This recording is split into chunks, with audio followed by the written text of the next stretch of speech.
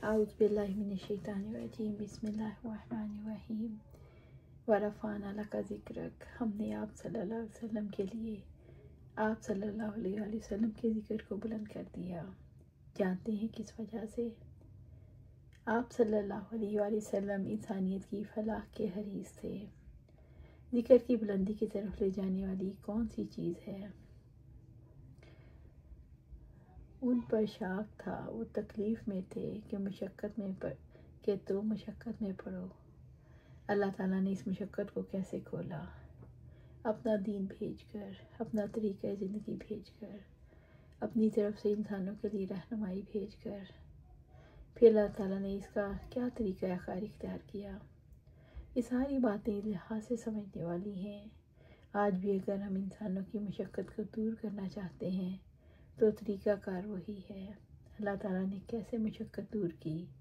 फरमाया, इक़रा बिस्मि रब्बिकल्लज़ी ख़लक़, पढ़ो अपने रब के नाम से जिसने पैदा किया। आप सल्लल्लाहु अलैहि वसल्लम ने फरमाया, मा अना बिकारी, मैं तो पढ़ा हुआ नहीं। तो कहा गया है मोहम्मद सल्लल्लाहु अलैहि वसल्लम, एक ही बात चाहिए, इक़रा इक़रा इक़रा। हमसे क्या चाहिए आज? इक़रा। इसलिए कि मशक्क़त पढ़ने से दूर होगी। मशक्क़तें दूर करने के लिए अल्लाह ताला ने अपना हिदायतनामा इंस्ट्रक्शनल मैनुअल भेजा।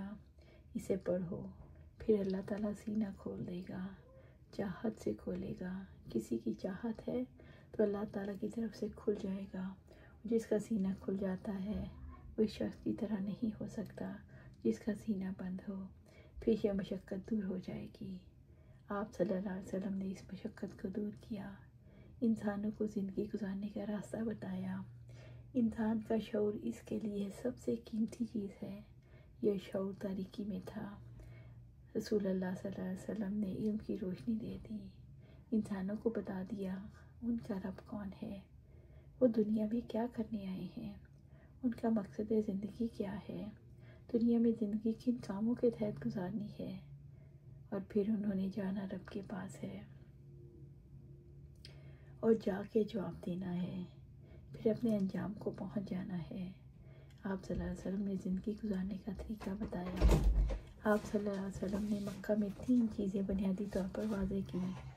अल्लाह ताला के साथ ताल्लुक़ यानी तौहीद, शिर्क को आप सल्लल्लाहु अलैहि वसल्लम ने रद्द किया। रिसालत ने ये वाज़े किया, अल्लाह ताला अपने रसूल इसलिए भेजता है उनकी तबाह की जाए। आखिरत यानी इंसान ख़तरे में है क्योंकि उसे जवाबदेही करनी है और अपने अंजाम को पहुंचना है। पूरी मक्की ज़िंदगी को देखें तो मक्के में लगता है एक ही चीज़ घूम रही है, इंसान ख़तरे में है, उसने लौट जाना है। ये जहाँ बाकी नहीं रहना, वही अल्लाह ही बचाने वाला है, उसी की तरफ लौट जाना है, उसी की माननी है, उसके सिवा किसी की नहीं माननी।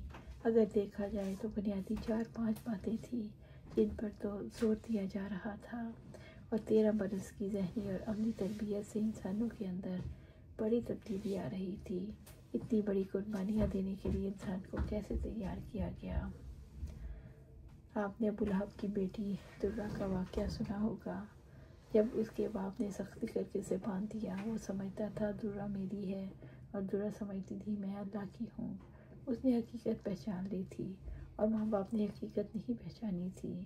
नतीजा क्या निकला? दुर्रा चली गई, उसने माँ बाप को छोड़ दिया, उसने हिजरत कर ली और आप सल्लल्लाहु अलैहि वसल्लम के पास पहुँच गई। और ये अकेली दुर्रा नहीं थी,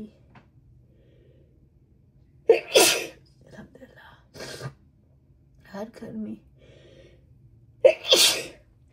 यही सूरत हाल थी।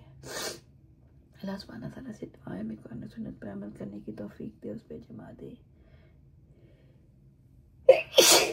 और जन्नतुल फिरदौस के आला मकाम पर अपने पास घर अता फरमाए। आमीन या रब्बिल आलमीन।